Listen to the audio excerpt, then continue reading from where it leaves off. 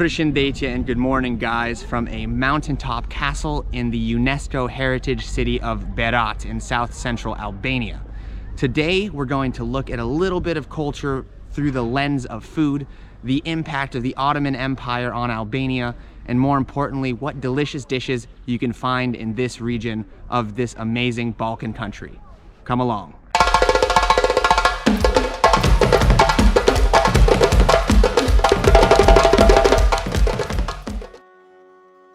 The city of Berat lies in the central part of Albania, just about 2.5 hours south of the capital. Founded in the 6th century BC, Berat has been occupied by the Greeks, the Byzantines, the Bulgarians, the Ottomans, and even more. Even the legendary Skanderbeg, the namesake of Albanian nationalism, fought battles here. During the Ottoman period, it was one of the most important cities in Albania, becoming a home of learning, architecture, and culture. This is what I love about Albania. Its history, people, and diversity so easily accessible to any traveler. It really sparks that curiosity in me. I came to Berat to discover this heritage for myself. Everybody in Albania said I had to visit Berat before I left, and now I know why. While I thought I came for the ancient castles, gorgeous old homes, and flowing Molsh River that subdivides the city, I really found the hospitality of the locals in the city the most humbling part. Today we'll get a taste for some of that history and meet the man who's been making the dishes to keep up this tradition. We've now arrived at our destination for lunch. This is called Home Food Lili. It's owned by a husband and wife team, super wonderful people. Everything's homemade. It's in the old village of Berat, just underneath the castle, and they've been making delightful home-cooked treats of Albanian origin for quite a long time now, and they're quite the staple in the region. We're gonna explore the beautiful cuisine that Albania has to offer. Hello from Albania. Hello, hello. Hello. I am with my friends Piers from United States. Yes. Yes. Piers and Lili from Albania. Now, Piers ordered local food to Berat, to my town, my city. Yes. Now I explain anything the dish. Dolma. It's called dolma. Dolma pilau? Not just dolma. Pilaf is different. Pilaf is white rice. Yes. White rice. This is dolma. Beautiful. Thank you. Dolma. Okay. Next we have This you know. Imam Bailde. Imam Bailde. Imam Bailde. In Albania called the same. Imam Bailde is the same. It's Turkish but Albanian style. 500 years stay Ottoman Empire here. Yes. Anything stay from the Ottoman Empire. But change the ingredients year a year. But it's a little bit same Imam Bailde in Turkey. In Turkey. Ferges. Turkish menemen. Menemen? This is menemen. No. Yes. Okay. Yes, Piers. This is menemen in Turkish. In Albania, ferges. You eat in every city. You eat ferges. Here we are, guys, in Berat, eating the delicious food we have here. So we're going to start first with a dish that I'm very, very in love with. A dish that I make a lot. It's called Imam Bailde. So this is a dish that comes from the Ottomans, and this is basically a roasted eggplant that they stuff with meat, with garlic, with tomatoes, and they roast it down so it gets really roasty and delicious. You guys can see here how much the eggplant has been broken down, and this dish is also called the Sleeping Imam, which or the resting Imam. It was kind of something that embodied the laziness that came with eating it. So let's try it.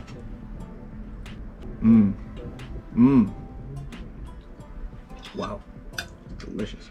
The eggplant is so super tender, and the filling has been cooked down and stewed for a long period of time, so you get this really rich sweetness from the tomatoes with a little bit of garlic, some herbs.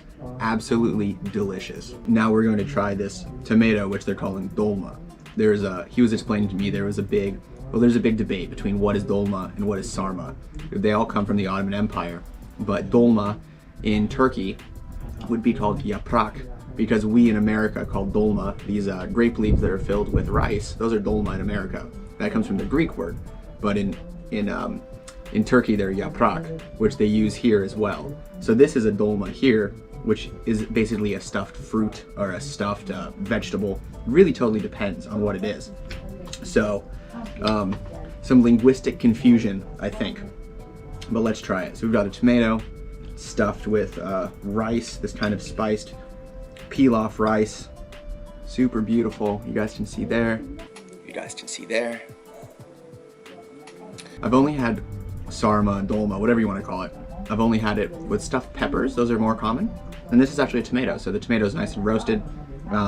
It's all about roasting foods. You can see a lot of the food in Albania, the more traditional foods, it's all roasted, roasty, toasty, super, super delicious.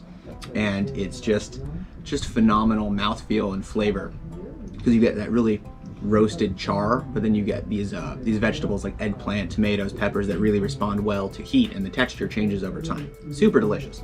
Last but not least, we're going to try the fergez, which he told me is very similar to Turkish menemen. Menemen is typically it's a dish with ricotta, with peppers or tomatoes, and then with eggs that you serve for breakfast. But I don't believe this has eggs in it. We had this in the Leja episode, but this one looks very different. They make the ricotta here locally in the region. It's really beautiful, so let's try it.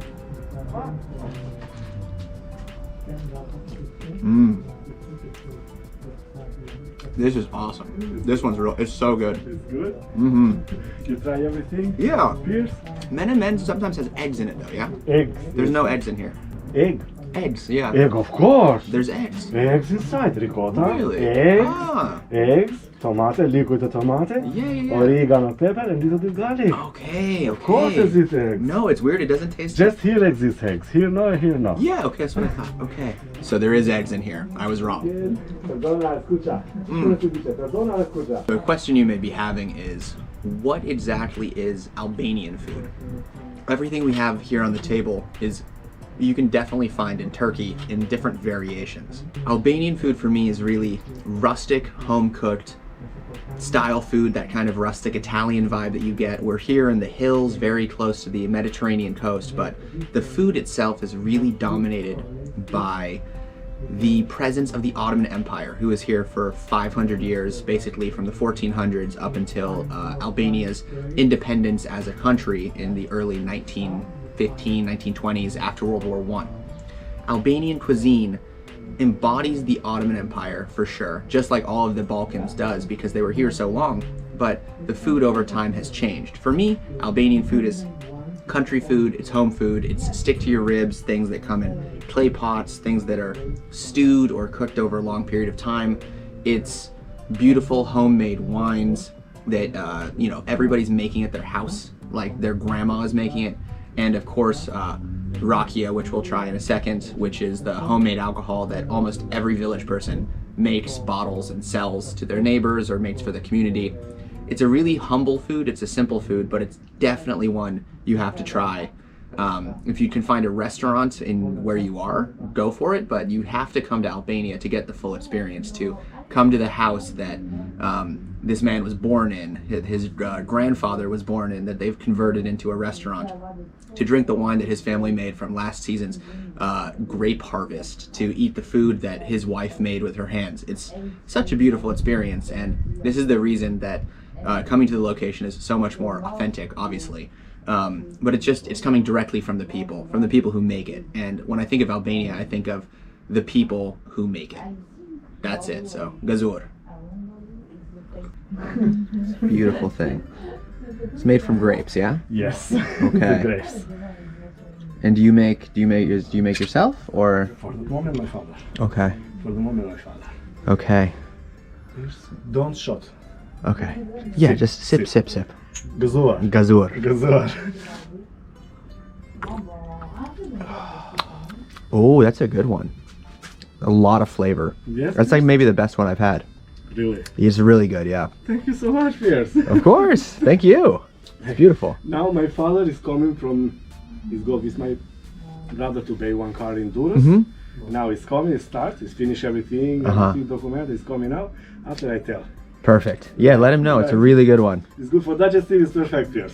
Absolutely. Digestivo. Exactly. Come digestivo è perfetto. Esattamente. Salute, Piers. Grazie. Grazie a te. Gazur. Salute, gazur.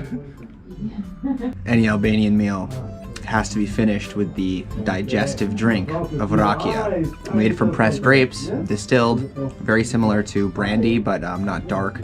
It's got a really nice grape finish. You get that grape must. It's like a strong wine. Should be about like 35 to 40% alcohol. Sometimes they can be up to 50. Super, super strong. Everyone's drinking here. It's good. And it's very fragrant. Cheers.